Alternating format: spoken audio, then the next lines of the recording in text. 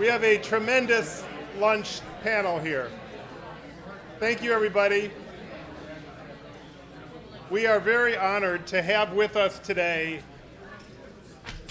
as our lunchtime speaker, the energy czar of the state of New York, Richard Kaufman.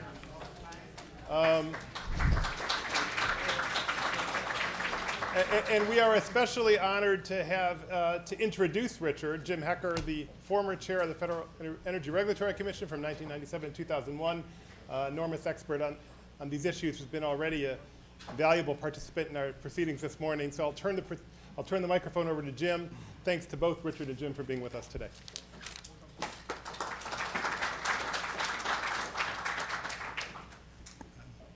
Thank you very much. My name is Jim, and I'm an energy voter. In this election year, you know, it's hard to know exactly what that means. I think the ad on television where they say that implies that we need more fossil energy, and that'll drive down prices, and after all, low prices, all this is about, after all. Well, it's a lot more complicated than that, as we've found out this morning. When you start talking about more diverse resources, clean energy, bringing on new technology, DG, energy efficiency, storage, demand response, and competitive markets, you have to look at all those things in light of electric transmission. And it's an important thing to remember, that if you're an energy voter, that we look for those issues in the debate in the coming years.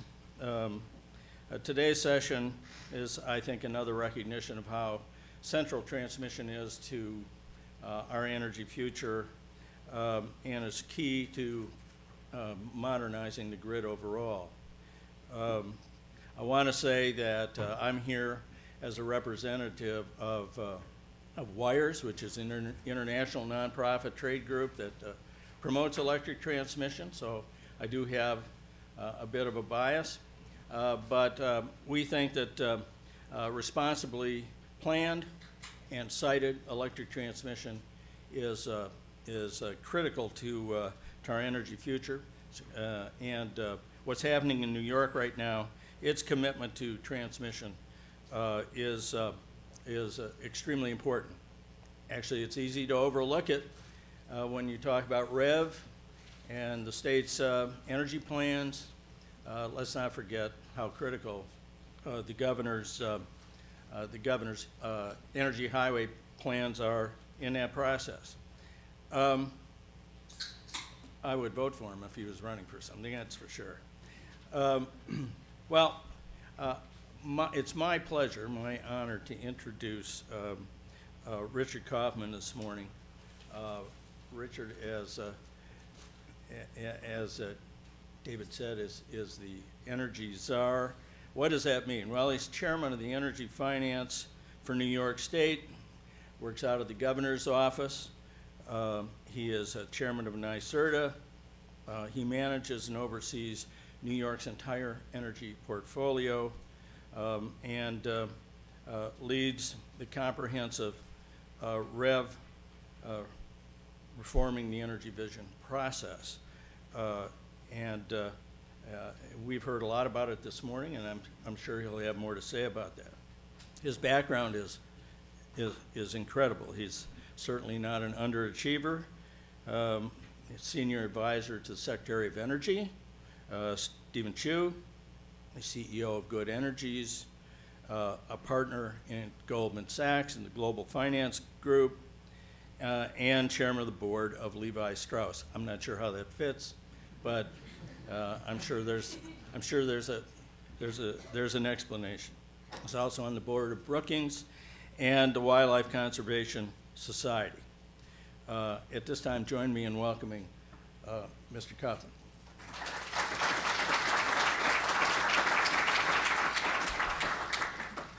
Jim, thank you very much, and I could get it for you wholesale if you'd like. So I'd like to like to use today's topic of transmission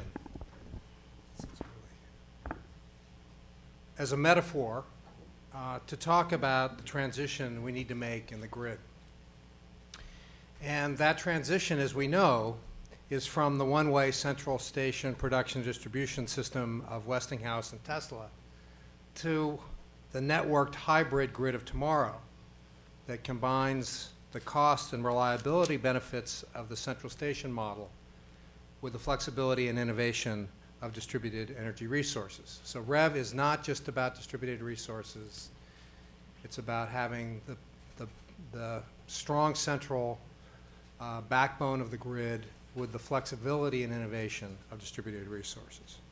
So what do we know? We know that this transition needs to occur. We know that we're not making enough progress in building this future grid as environmental and economic imperatives require. And in fact, we've been grafting on solutions, distributed solutions, on top of the old system rather than building an integrated system. We know that while there are some technological obstacles, to be sure, the challenge is less about technology and more about policy.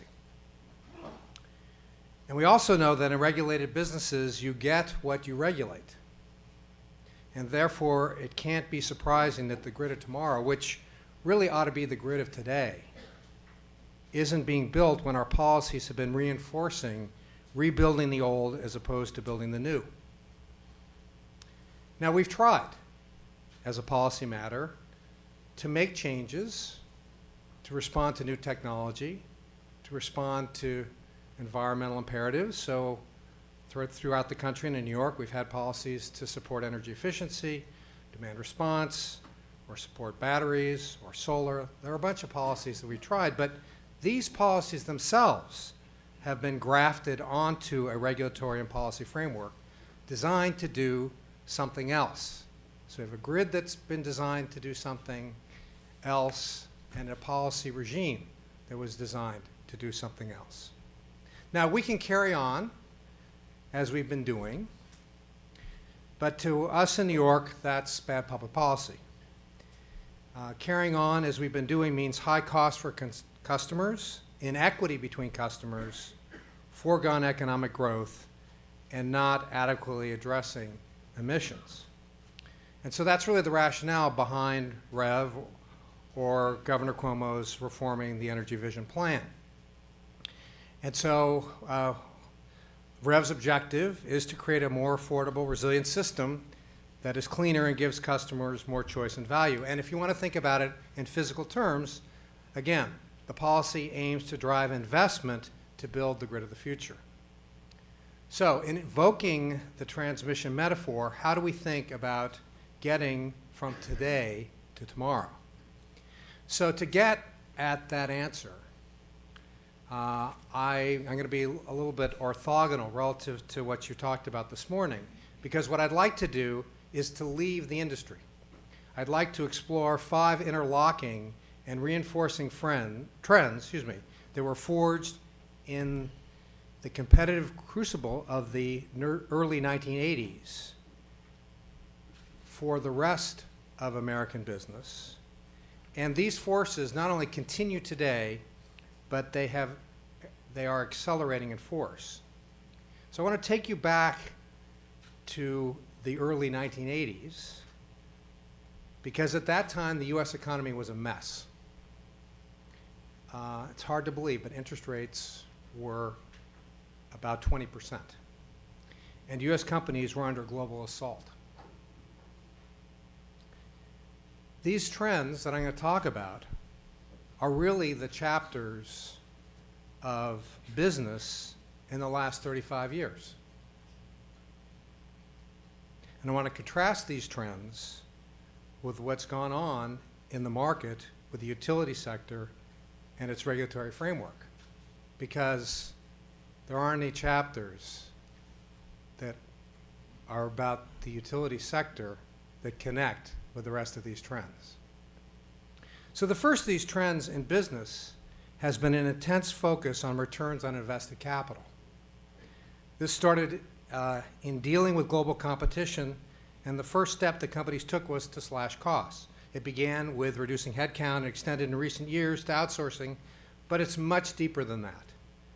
From a strategy standpoint, companies decided on what was their core competence, and everything else was sold or outsourced. Companies re-engineered their manufacturing operations to include just-in-time inventory and lean and flexible manufacturing.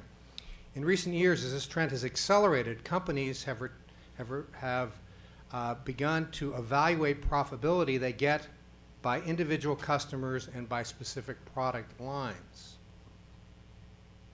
So when you think about what Audrey was talking about LMPD, this has already happened in other industries by focusing where the costs are and where the benefits are. This resulted in shedding non-profitable customers and products and shedding the costs associated with them. Over the last 35 years, the average capacity utilization in many capital-intensive industries has increased from the mid-50 to the high 80% range, a 30-plus point improvement in average capacity utilization. So, now, let's look at the average capacity utilization of the utility sector. In New York, that number is 54% and declining. And if you're keeping track at home on Long Island, it's 44%. In contrast to other industries being rewarded for capital efficiency, the regulatory structure has rewarded utilities for deploying capital.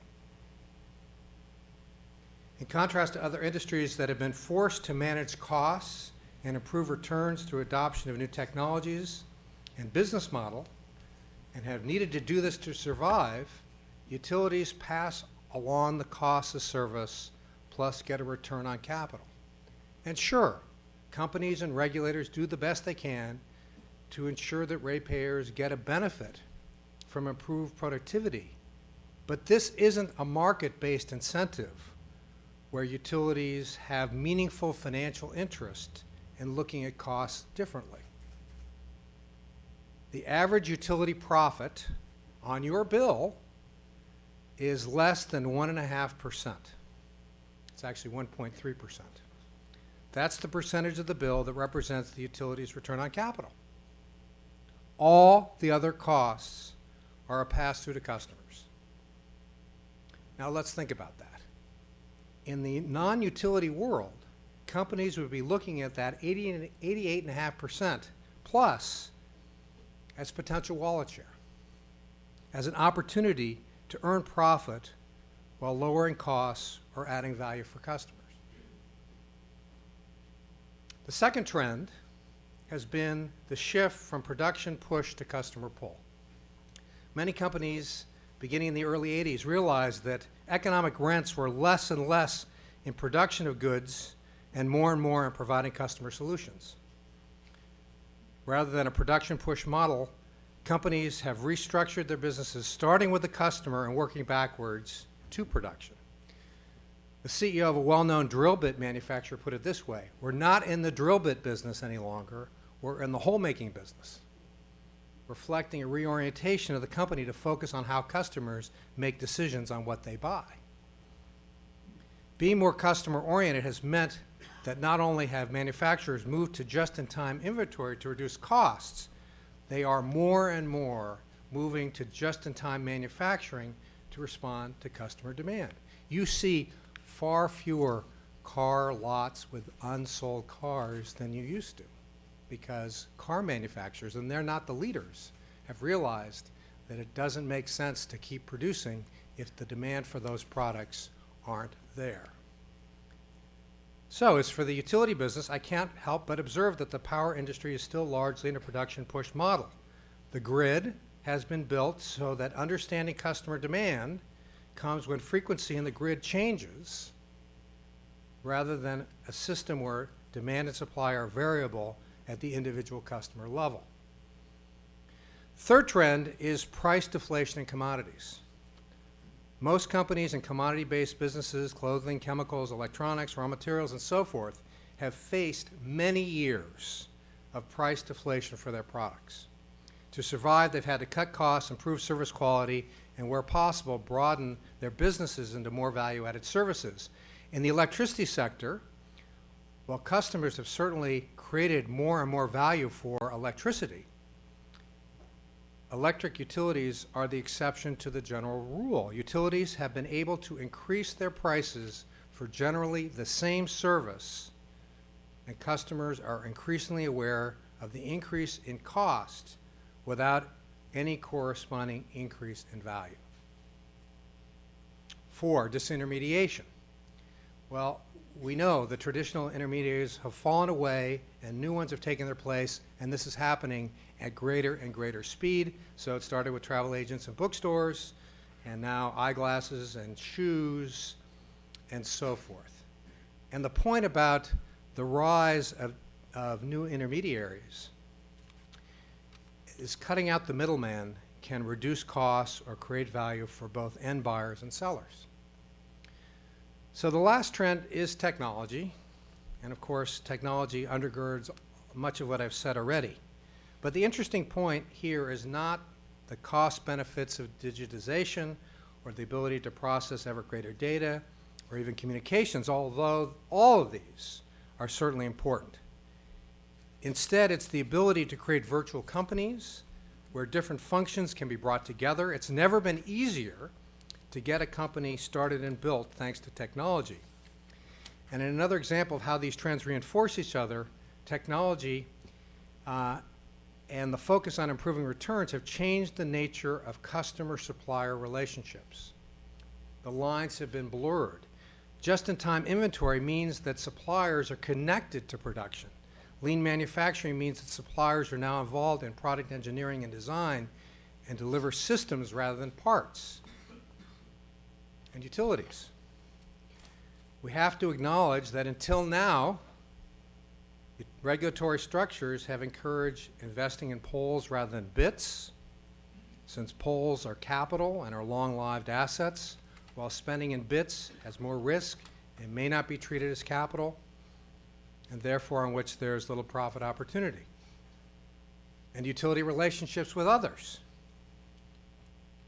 Rather than lines blurred as they are in other industries, they remain sharp with very traditional vendor-vendee relationships conducted through RFPs. And they have to be that way because of how they're regulated. Third parties to utilities are seen as competitors, and there's not much thought, I think, of seeing customers as producers that could be part of their business. So the things that we see today that seem very disruptive, Airbnb, Uber, open source software, social networks, these really aren't new. They started 35 years ago, and they're the latest manifestations that are just simply accelerating. Airbnb and other shared companies are just taking the idea of capital efficiency from the business world and applying it to the household sector. Uber is just another example of disintermediation, and open source processes and social network companies represent the latest example of technology blurring the line of relationships between customers and suppliers. Well, thanks to regulation, the electric distribution sector has largely been protected from these powerful trends. But the forces of history, and I would argue that after 35 years, they are forces of history, can only be kept at bay for only so long. And they're now affecting the industry, as we see. So torturing the transmission metaphor, getting from today's grid to the grid of tomorrow, means we need to harness forces that already exist and apply them to the utility sector to direct new investment flows. And this has begun in New York State. And Audrey talked about this, I'm sure, this morning. So the PSC has put forward its Track 1 order that requires utilities to build and operate a platform that will, in addition to providing electricity service, improve capital efficiency, shape load, integrate DER, especially where it makes sense for the system as a whole, and encourage energy efficiency and renewable energy. Utilities will be required to encourage competitive markets around customers. With rare exceptions, utilities are not permitted to own distributed energy resources, and there's a reason behind that from a policy standpoint. We believe competitive markets will bring innovation to the market, and we need innovation. So things have begun to change. Utilities in the market have begun to make change, and I don't know if Audrey talked about the Brooklyn Queens demand management example today. She did. Okay, then I think that the part that's most interesting about that was the process that Con Ed used. Because rather than going out with a predetermined answer as to what it thought its problems were, it went out with the problem in the system and let the market came back with different solutions. However, BQDM needs to be the rule, not the exception where there's a big capital expenditure in an area of load growth. 70% of the capital that's deployed in the system is not for load growth, it's replacement capital. Con Ed's example needs to be replicated every time a utility plans to commit even much smaller amounts of capital. We don't need advanced technology to know which areas in the grid have constraints, nor do we need advanced technology to know when utilities need to spend capital, because every utility has a depreciation schedule.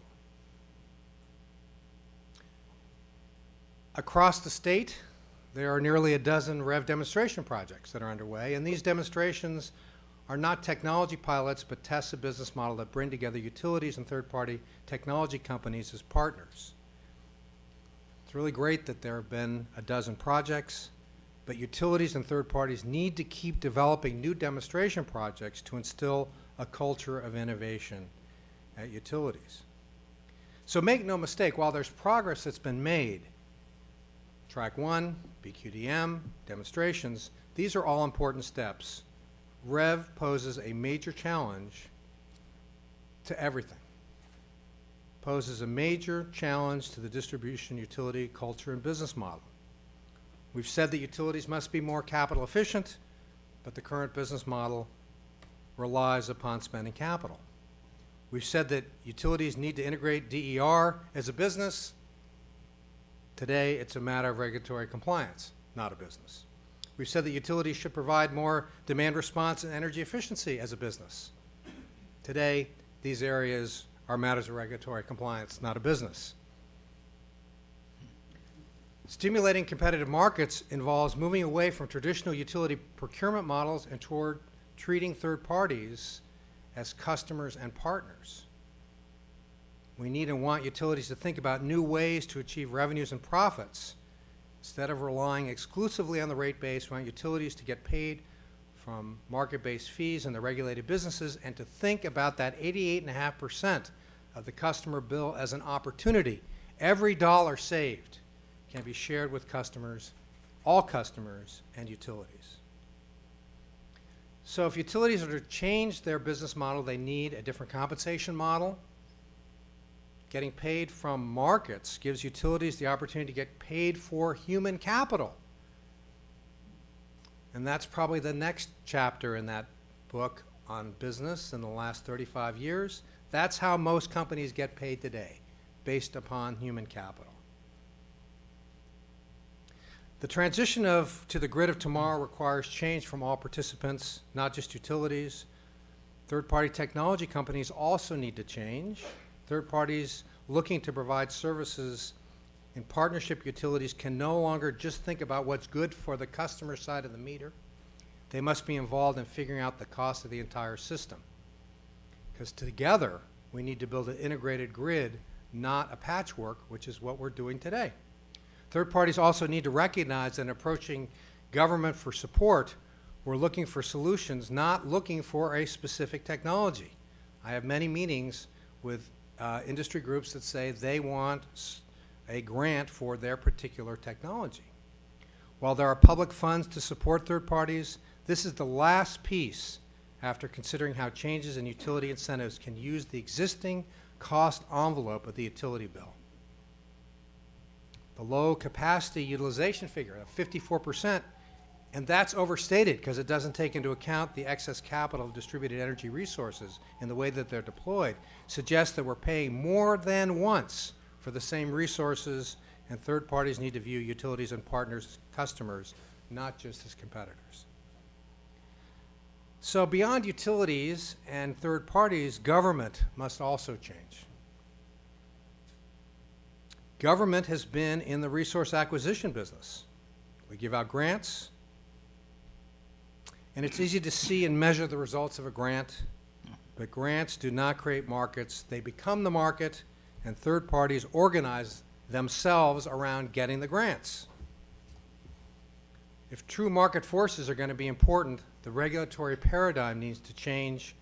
If energy efficiency becomes a business, and one of the REV demonstration projects allows for this possibility, we don't need an energy efficiency program administered by the utility as a matter of compliance, then evaluated on a cost-benefit analysis by the regulator.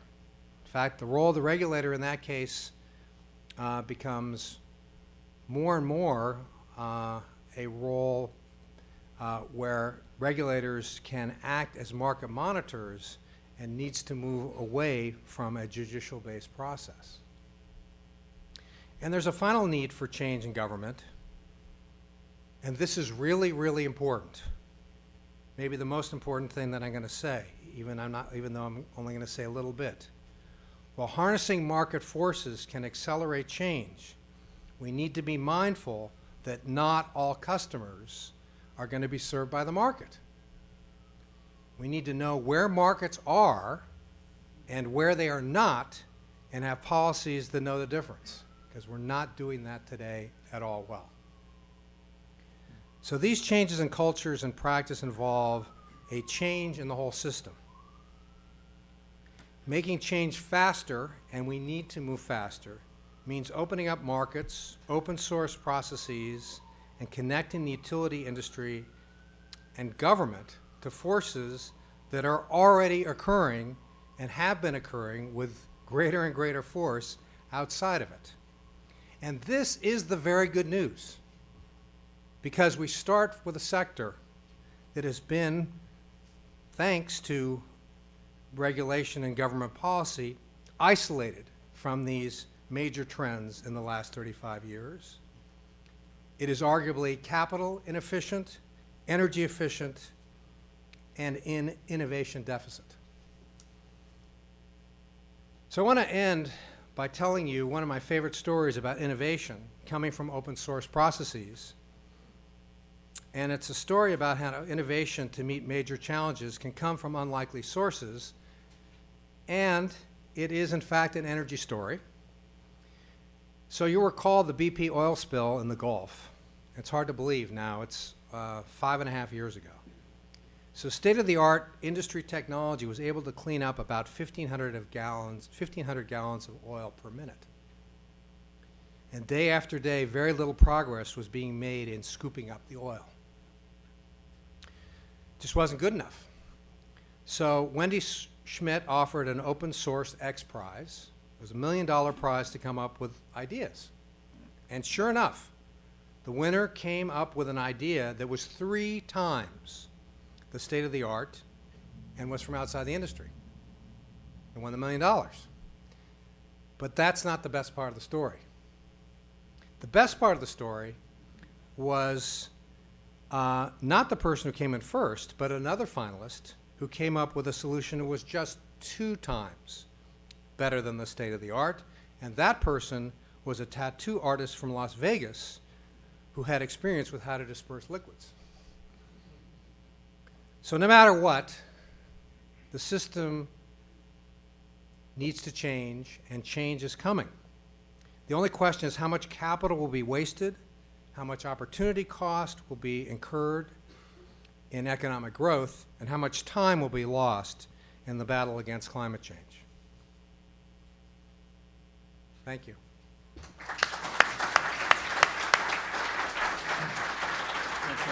Yeah, sure. Thank you. I think Richard will take some some questions, but let me ask the first one just to get things rolling. You covered a lot of territory. That was a wonderful, wonderful analysis. We have one major matter of regulatory compliance staring the industry in the face, and that's the Clean Power Plan. We are not impressed, I guess, with EPA's recognition that transmission needs to be a part of the solution. I'm wondering if you might opine a little bit about what New York's approach is, whether you see transmission as helpful in this regard, and also how you, from the energy side as opposed to the air side of the administration, how you're approaching the creation of the state energy implementation plan. Okay, so I'll just answer that in general, and that is that we, all the things that we're doing in our state energy plan were done, we were going to do anyway. We weren't looking to the federal government to help us with a requirement. Mm-hmm. So we believe that the steps that we're taking to under REV to create a system which is more capital efficient, be more affordable, provide more resiliency and cost and value for customers, happens to also be cleaner too. So that's I think the first part. The second part is, of course, transmission central. But we need a transmission part of the system that fits into the whole, and so it cannot be just a transmission solution. In other words, we have to be much more capital efficient. So if we're going to integrate distributed resource, if we're going to integrate, for example, large-scale renewables, which we want to do, we're going to need to. We can't just do it in the same way we've been doing it in the past, which is require lots of additional capital as backup. We need to be able to have a transmission system which can connect to what's going on the demand side. So we can link the intermittent resources anywhere in the system with what's going to happen with demand. Questions? Paul?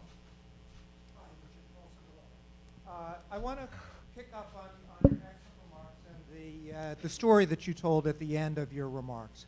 Because as you know, if you look at a regulated utility, it has few incentives for innovation. The expenditures on R&D are typically far less than in other industries. But if we're going to solve problems like climate change, we're going to have to get technologies that are much more affordable, much more scalable. So how should we think about strengthening the energy innovation ecosystem in a way that can begin to create much more rapid innovation to begin to meet these Well, so I turn that around to you, because I think, and I'm serious about that, because I think you've heard from a policy standpoint where we're coming from, but there's a kind of last mile problem, and the last mile problem is the private sector needs to.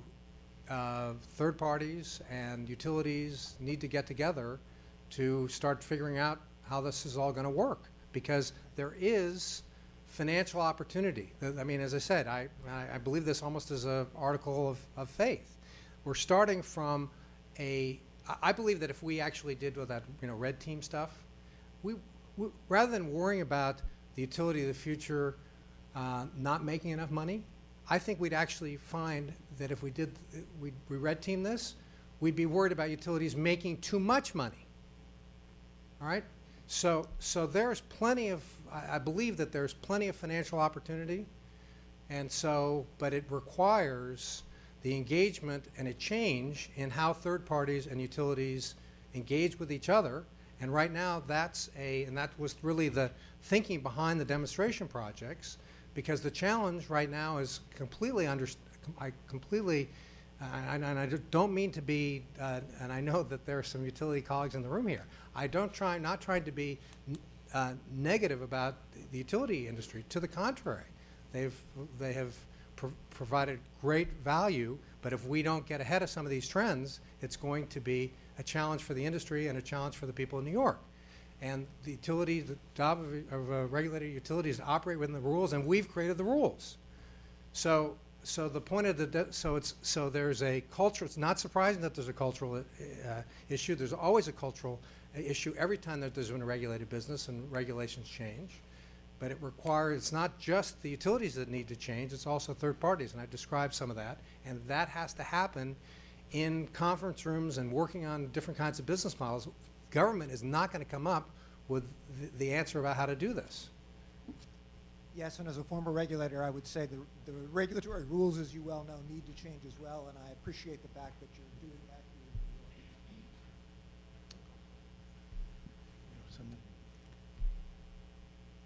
in New York. Hi. I was given a mic, so I'm being told I could Do you sing? I wish. Abby Dillon, Earth Justice, and thank you for your remarks. I completely agree with so much of what you said, and the premise that the way that we're trying to make change now is much too incremental given the pace and the scale of change we need. But as we move from, say, procurement models to new market models, how do we prevent market failures? I was really interested in that most important thing that you did say very little about knowing where the markets are and where they aren't, and would love to hear you say more about your vision for preventing market failures. Well,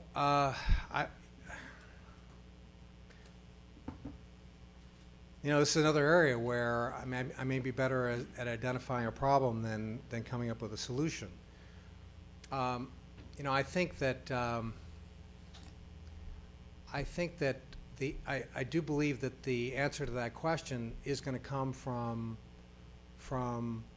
greater stimulation of competitive markets. So we can look in the low-income community today and see that there are lots of entrepreneurs that want to do energy efficiency and do solar in those communities.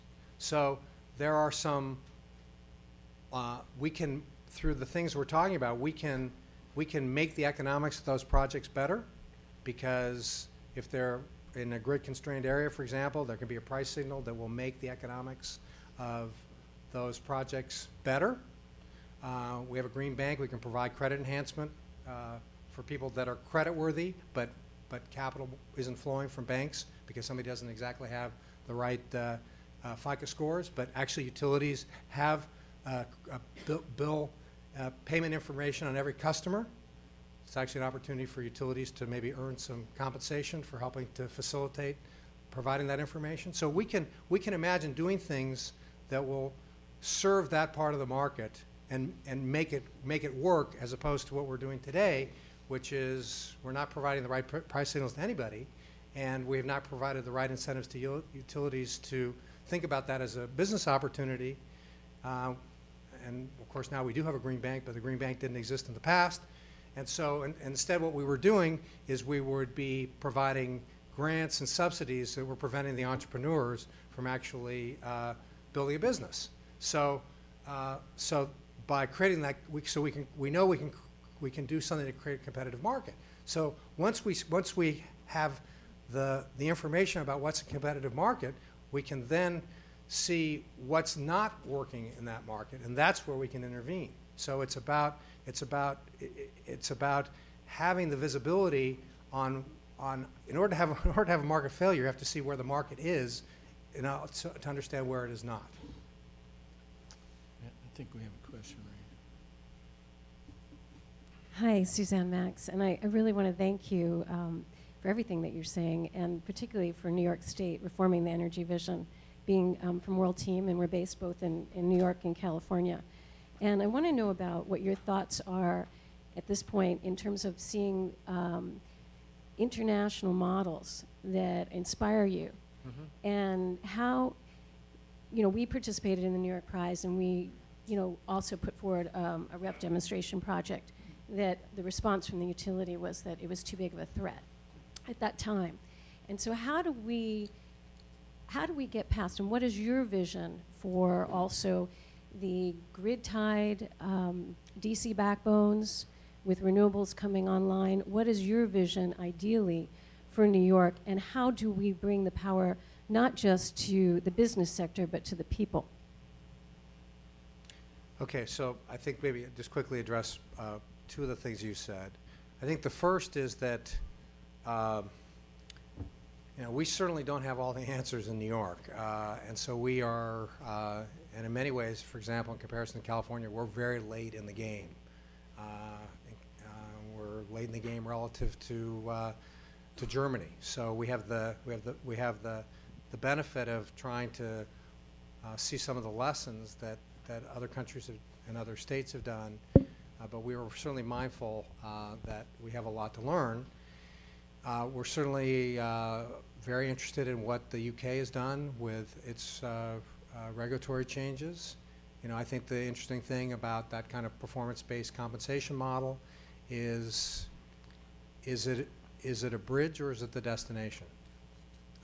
And I tend to think that it's a bridge, and that the length of that bridge should be governed by and paced by market participants as opposed to it being the destination. Because otherwise, it still involves the utility figuring out what the regulator wants, and it still puts the regulator and the utility in this particular relationship that over time doesn't bring as much innovation as possible. Now, again, I understand that we may need it as a bridge. I'm not convinced that it's the end state.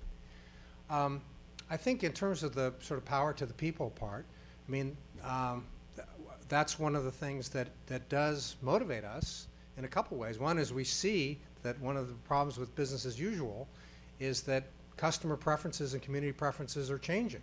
So you talked about New York Prize. For those that aren't familiar with it, this was an idea that, did that come up this morning? No. Okay, so this was after Sandy and Lee and Irene, many storms in New York State, communities devastated, and in listening to the different communities and their rebuilding plans, several of them said, we want something to do with energy. I'm on microgrid. They didn't necessarily know what a microgrid was. They just wanted something. So governor said, well, he likes prizes. Let's have a prize and see what communities come up with. So there was a $40 million prize. Wasn't enough to build a grid. We called it a community grid, something bigger than a microgrid, but that would have many hundreds or thousands of customers. So we thought we might get a couple of dozen communities to participate. This was just going to be funding for a feasibility study. We got 125 communities across the state that put in, that responded to the RFP, and we funded 83. And the thing that's really interesting about all of these projects is that they're all located in what we're calling grid opportunity zones. And they're all located in areas where the utility has been involved in helping to identify what are the system-related issues in those locations. So the point about these projects is that they will not only be able to island in the event of a storm and provide greater resiliency, but they will provide services to the grid as a whole. And so we don't know for sure the next round of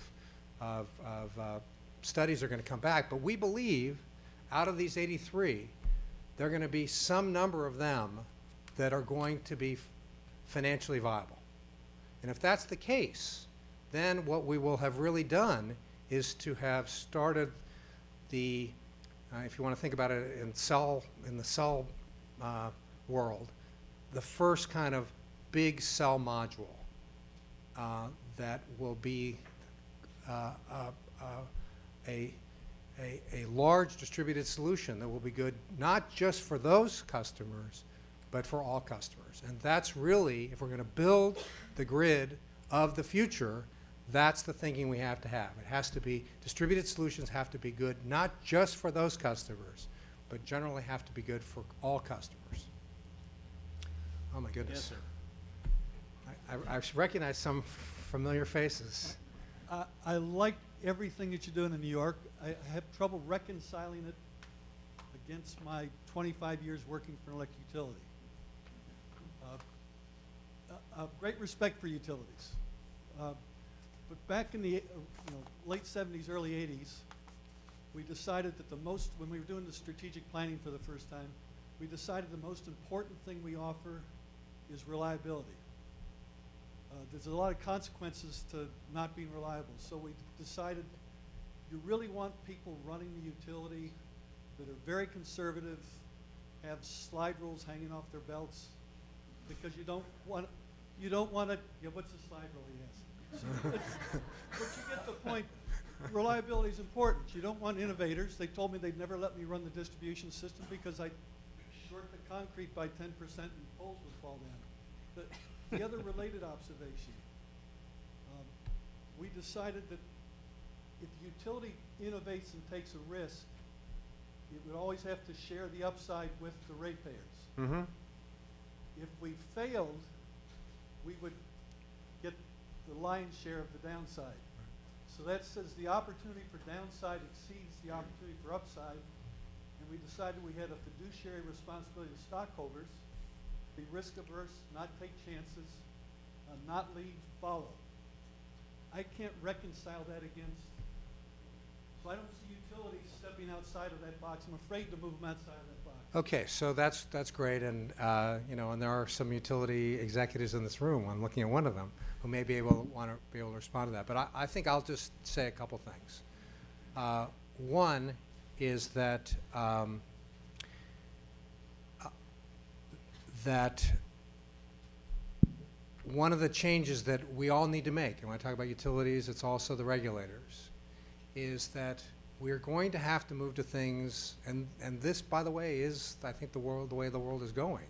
We have to move to more stochastic kinds of processes than deterministic processes. And so when the last great regulated business was the wireline business, right? And when they were presented, when the guys at Bell Labs were presented with the internet, they said, we don't like this because it's not going to work all the time. All right? So we've gotten used to the internet or our phones not working with the same degree of reliability that the old wireline phone used to have. But what's happened is we've gotten more value. And so we've been able to tolerate that lack of that, because those are stochastic systems, right? And so part of the utility challenge is to look over the bridge to imagine that there is more value that can be provided. The second thing is, when we talk about value, is it also goes to putting things into the market.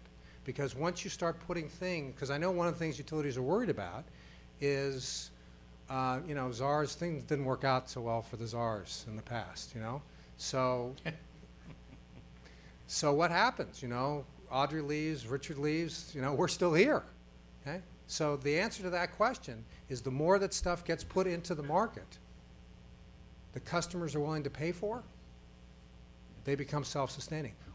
Solar, irrespective of what's going to happen in Nevada, solar is not going to turn backwards, okay? Once it gets into the hands of the people, it's not going to turn backwards. And so it also goes to the point about utility compensation, because, the thing that's, and this is really important, because when we talk about the rate base, most people don't care what companies earn, right? They don't, right? They really do not. Most people do not care what most companies earn. They care about the utility industry and rates, because rates are determined by government. So the more that compensation comes from, and I'm talking about in the regulated business, it comes from non-rate related things, it means that there's less upward pressure on rates. And that ought to be a good thing, because it will enable utilities to earn a higher return on equity. Rudy?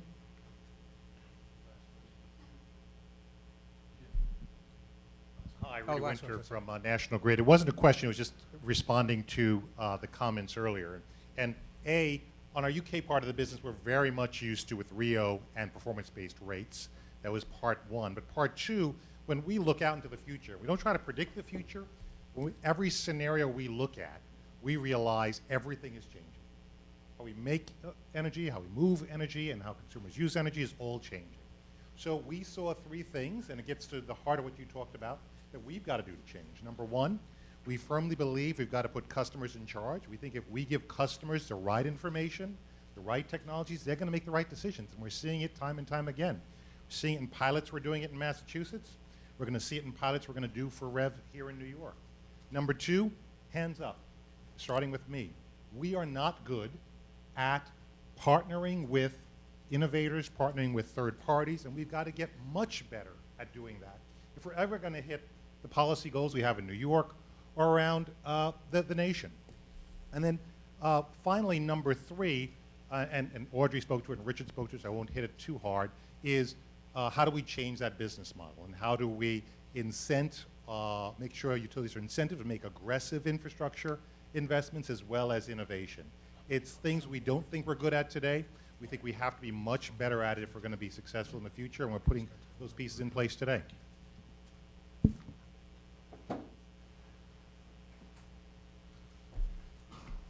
Well, let me ask you to join me in thanking Richard for a wonderful last 2 minutes.